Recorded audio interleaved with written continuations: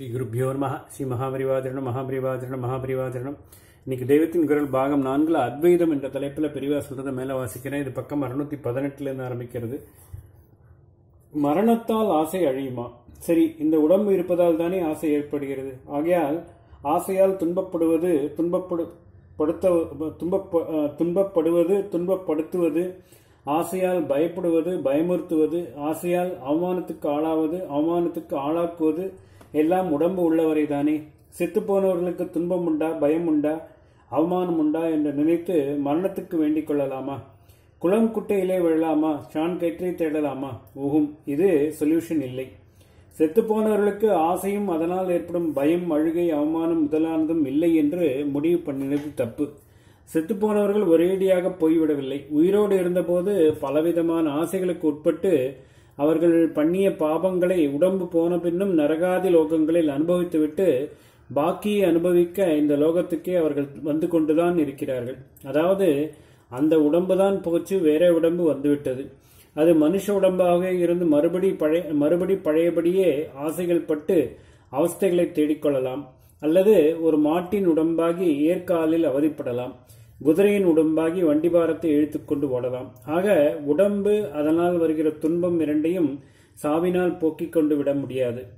அதிலும் தற்கொலையால் சாவு தேடிக்கொள்வது என்னும் போது பிராணஹத்தி என்று இதுவே பெரிய பாபமாக சேர்ந்து இதற்காக வேறு மகா கஷ்டமான தண்டனைகள் அனுபவிக்க வேண்டி வரும். தற்காலத்தில் சிலர் பெரிய தப்பு காரியம் பண்ணி பிடிபட்டு விடுவோம் என்ற ஸ்திதி உண்டானாலோ அல்லது சகிக்க முடியாத பெரிய துக்கம் எதுவாவது ஏற்பட்டாலோ ரிவால்வரை எடுத்து தங்களையே சுட்டுக் கொண்டு விழுகிறார்கள். ஆனால் சம்சாரத்தால் உண்டாகும் தீமைகளையும் துக்கங்களையும் போக்கிக் கொள்ள இது ஒரு வழியாகுமா என்றால் ஆகாது. ஸ்தூல சரீரத்தை அழித்துக் கொண்டாலும் அப்புறம் சூக்ஷ்மமாக ஏதோ ஒரு மாதிரியான மறுபடி சரீரம் இருந்து கொண்டே இருக்கும்.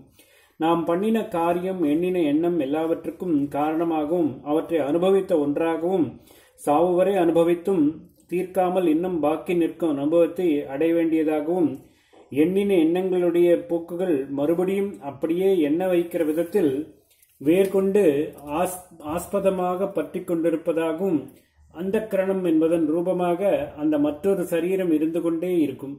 தற்கொலையால் ஸ்தூல சரீரத்தை போக்கிக் கொண்ட பிற்பாடும் அந்த சரீரத்தோடு சுற்றி கொண்டும் இருக்க வேண்டும். நாம சூசைட் பண்ணி போக்கிக் கொள்ளாமல் தானாக உயிர் போனால் ஜீவனின் சூக்ஷ்ம சரீரம் நரகம் அல்லது சொர்க்கத்தில் கர்மபலன்களை ஓரளவுக்கு அனுபவித்துவிட்டு பாக்கியை அனுபவிக்க பூலோகத்திலேயே 84 லட்சம் யோனிவேதம் என்னும் உயிரினங்களில் ஏதோ ஒன்றாக பிறக்கிறது.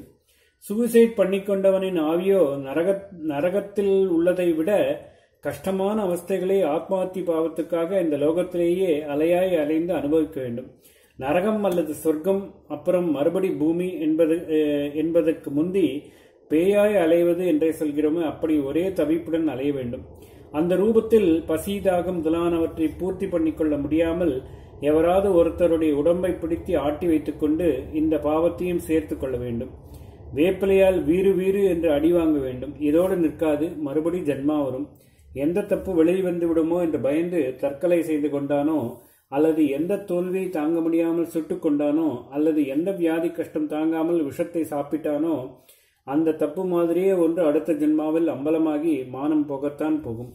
அல்லது அதே போன்ற தோல்வி அப்பொழுது ஏற்படத்தான் செய்யும். அதே மாதிரி வியாதி உபாதைப்படுத்தத்தான் செய்யும். அதனால் தற்கொலை மூலம் இதிலிருந்து ஒருத்தன் தப்புவதற்கு நினைக்கிறானோ அதனிடமிருந்து தப்புவது என்பது இல்லவே இல்லை. இதோடு கூட குட்டி போட்டுக்கொண்டு தற்கொலைக்கு தண்டனையாக ஆவி ரூபத்தில் அநேக அவஸ்தைகள். இதனாலெல்லாம் தான் ஆத்மஹத்தி பெரிய பாபம் என்று தர்மசாஸ்திரங்கள் முடிவு செய்திருக்கின்றன. இக்கால சட்டப்படியும் கூட அது குற்றம் என்றே வைத்திருக்கிறார்கள். பட வேண்டிய கஷ்டங்களோடு கூட வேப்பிலை அடியும் வாங்குவதுதான் மிச்சம். பிறவி தண்டனை ஒரு விதத்தில் பார்த்தால் இயற்கை மரணத்துக்கு அப்புறம் புனர்ஜென்மா ஏற்பட்டு மறு உடம்பு வருவதும் கூட அடி வாங்குவதற்கு தான். சாத்விக தண்டனை அதிகமாகிவிட்ட இக்கால சட்டமுறை அமலுக்கு வருவதற்கு முன்பெல்லாம் குற்றவாளிகளுக்கு இத்தனை கசையடி என்ற தண்டனை விதிப்பார்கள். கட்டி வைத்து அடிப்பார்கள். பெரிய குற்றங்களுக்கு தரும் அத்தனை கசையடியும் குற்றவாளியால் ஒரே சமயத்தில் தாங்கிக் கொள்ள முடியாது. நடுவிலே மூச்சை போட்டுவிடும் அல்லது உயிரே போய்விடும். இப்படி ஆவதற்கு விடக்கூடாது. ஒவ்வொரு கசையடியும் அவன் அனுபவித்து கஷ்டப்பட வேண்டும். அப்பொழுதுதான் தண்டனை பெற்றதாகும் என்ற அபிப்பிராயம் அப்பொழுது நியாய பரிபாலனமாக நினைக்கப்பட்டது. அதனால் என்ன பண்ணுவார்கள் என்றால், பக்கத்தில் ஒரு வைத்தியரை வைத்துக்கொண்டே அடிக்க ஆரம்பிப்பார்கள். அவர் குற்றவாளியை அவ்வப்போது பரீட்சித்துக் கொண்டே இருப்பார். ஏதோ ஒரு கட்டத்தில் அதற்கு மேல் ஸ்மரணையோடு வலியை அனுபவிக்க முடியாதென்றோ பிராணன் போய்விடும் என்றோ அவருக்கு தெரிந்தால் உடனே இதோடு இன்றைக்கு போதும், நாளைக்கு அப்புறம் மீந்தால் அதன் பின் வரும் நாட்களில் பாக்கி அடி கொடுக்கலாம் என்று சொல்வார். அப்படியே நிறுத்தி விடுவார்கள். அப்புறம் குற்றவாளிக்கு ஆகாரம் போடுவார்கள். நல்ல ஆகாரமாகவே போடுவார்கள். அப்பொழுதுதானே அடிவாங்க சக்தி இருக்கும். அப்புறம் நன்றாக தூங்கவும் பண்ணுவார்கள். இந்த உபச்சாரம் எல்லாம் மறுபடி தண்டனை தருவதற்காகவே தான். மறுநாள் மறுபடி பூசை ஆரம்பித்து விடுவார்கள். அந்த மாதிரி தான் நாம் பண்ணின பாபங்களை அனுபவிக்க உடம்பை கொடுத்து கஷ்டங்கள் என்கிற கசையடிகளை பகவான் கொடுக்கிறார். இந்த உடம்பு அதற்கு மேலே தாங்காது என்று அவர் நினைக்கிற கட்டத்தில் சாவை அனுப்பி வைக்கிறார். அப்பொழுதைக்கு தூங்க பண்ணி விடுகிறார். கொஞ்ச நாளி அவரிடம் லைப்பு. அப்புறம் அதே உயிரை பிறப்பிக்கிறார்.